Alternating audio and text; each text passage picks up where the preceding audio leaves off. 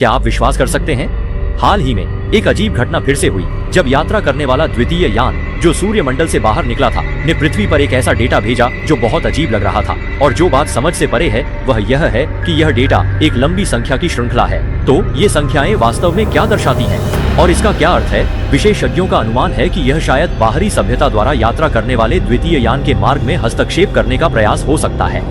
इसका उद्देश्य शायद मानवता को सूर्यमंडल के बाहर के ब्रह्मांड की खोज से रोकना है। तो क्या वास्तव में ऐसा है? अगर हम गहराई से सोचें तो अगर यह सच है जैसा कि मानवता ने अनुमान लगाया है तो यह वाकई अजीब है। अब अपने दिमाग को खोलकर विश्लेषण करें। अगर यात्रा करने वाला द्वितीय यान में कोई समस्या या क्षति होती है तो परिणाम होगा पूरी तरह से संपर्क टूट जाना या फिर कोई डेटा वापस नहीं आ पाएगा। लेकिन यात्रा करने वाला द्वितीय यान न केवल संपर्क में है बल्कि उसने कई अजीब संख्याओं का डेटा भी भेजा है और डेटा पृथ्वी पर वापस आने का समय भी बहुत छाव था। ठीक उस समय जब यात्रा करने वाला द्वितीय यान सूर्यमंडल से बाहर निकलकर वास्तव में ब्रह्मांड के अंतरिक्ष में प्रवेश कर रहा था। लेकिन जब वह ब्रह्मांड की खोज के लिए उत्सुक और उत्साहित था तब उसने पृथ्वी पर एक बड़ी संख्या में ऐसे अज्ञात संख्याएं भेजी जिन्हें मानवता समझ नहीं पाई। इससे मानवता की कल्पनाएं अनंत हो गई। ऐसा लग रहा था जैसे कोई रहस्यमय शक्ति मानवता की ब्रह्मांड की खोज को सीमित कर रही हो।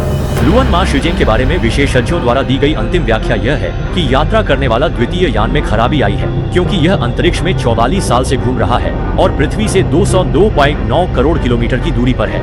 सबसे देर से 2026 में यह बिजली खत्म होने के कारण अंतरिक्ष में विलीन हो जाएगा और यात्रा करने वाला द्वितीय यान आने वाले दिनों में क्या अनुभव करेगा यह कल्पना से परे है। तो आप चाहते हैं कि यह मानवता के लिए क्या जानकारी वापस लाए?